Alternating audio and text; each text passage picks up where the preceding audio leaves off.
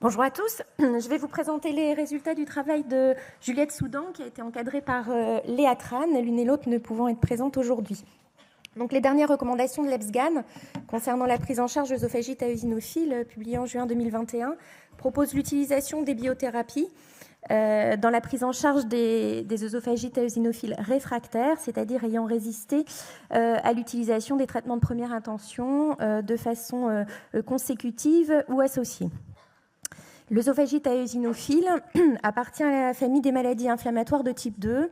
Des facteurs environnementaux interagissent avec l'épithélium œsophagien, ce qui va entraîner la sécrétion de cytokines qui vont activer donc cette voie de type 2. Je ne vais pas rentrer dans le détail pour des questions de temps. Néanmoins, les biothérapies dont on va parler sont des anticorps monoclonaux qui vont se fixer spécifiquement sur les effecteurs de cette voie de l'inflammation, qui interagissent au niveau du recrutement, de la migration, de la survie des éosinophiles, mais également plus ou moins directement dans le remodelage œsophagien ou encore dans la modulation de la réponse humorale. Au moment du recueil de données, aucune des biothérapies dont on va parler, en particulier donc dupilumab, mépolizumab ou encore omalizumab, n'avait d'AMM dans la prise en charge de l'œsophagite à eosinophile, que ce soit chez l'enfant ou chez l'adulte. Eosinobio était donc une étude rétrospective, observationnelle, menée au sein du groupe francophone, où étaient inclus tous les sujets de moins de 18 ans, avec un diagnostic prouvé d'œsophagite à eosinophile et qui avaient reçu une biothérapie entre janvier 2015 et décembre 2023. Son objectif était de décrire ces cas, de le comparer aux patients pédiatriques issus des registres européens NAIF de biothérapie. De décrire également les indications de prescription de la biothérapie, son efficacité et sa tolérance. 14 centres du groupe ont donc participé, correspondant à 37 biothérapies qui ont été prescrites chez 36 patients, parce que deux biothérapies ont été prescrites successivement chez l'un d'entre eux. Ces patients avaient un âge médian diagnostique de 7 ans et demi, étaient dans 75% des garçons. Les principaux symptômes signalés étaient des blocages alimentaires, une dysphagie et un retard de croissance pour un tiers de notre population. Au diagnostic, l'endoscopie était macroscopiquement évocatrice d'œsophagite à eosinophile avec un score EREFES médian à 3.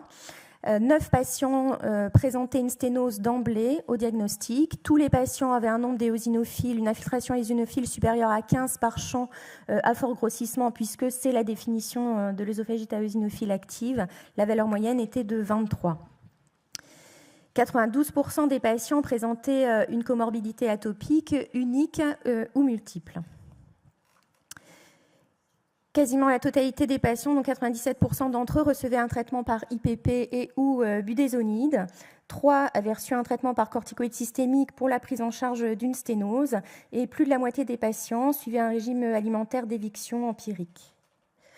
Les biothérapies étaient débutées dans un délai médian de 4 ans après le diagnostic de l'œsophagite à eosinophile, dans 76% des cas en raison d'un échec des précédents traitements utilisés.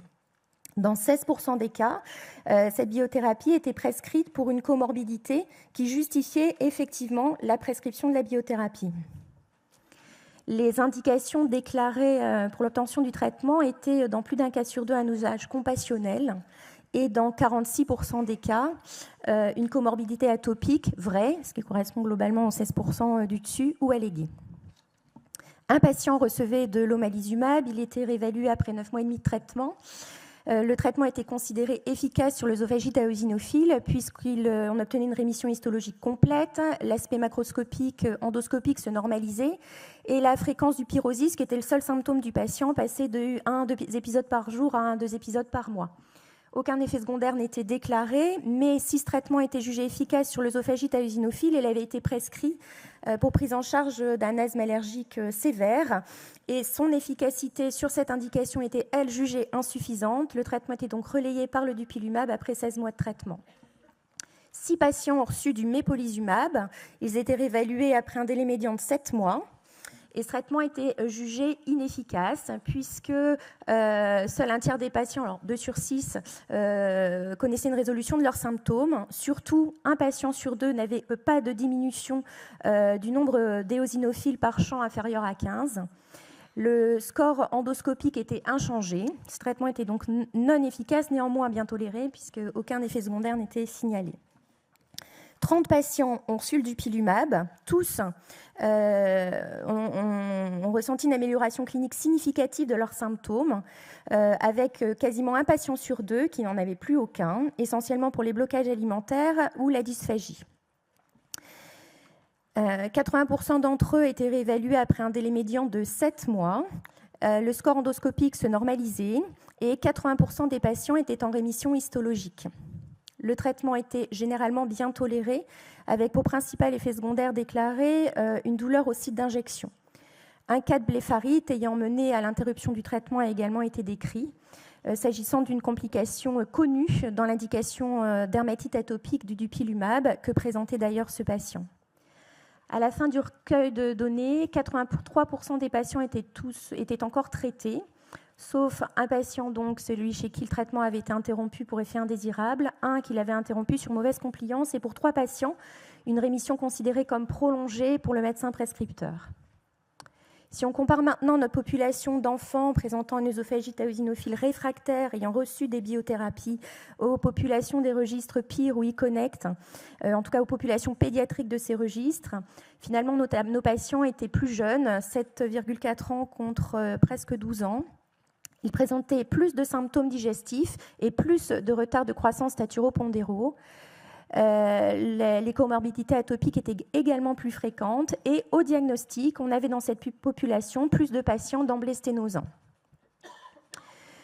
En conclusion, dans cette population d'enfants traités pour œsophagite eosinophile réfractaire par biothérapie, ces patients semblaient être d'emblée au diagnostic plus jeunes et plus sévères que ceux des registres européens. On notait dans cette population une haute prévalence de les comorbidités allergiques. Les traitements étaient prescrits de façon compassionnelle ou en raison de comorbidités associées. Le traitement le plus souvent prescrit était le dupilumab, conformément aux recommandations sur une œsophagite eosinophile résistante aux autres traitements. Ce traitement était efficace, bien toléré. Dans un cas sur 2, il était prescrit de façon compassionnelle.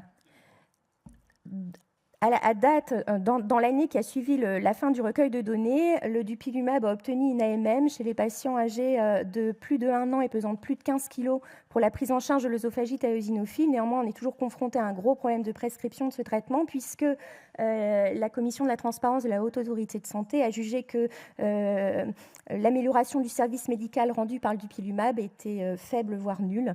Et donc, on n'a pas obtenu de remboursement. Enfin, le laboratoire n'a pas obtenu de prise en charge satisfaisante. Je vous remercie.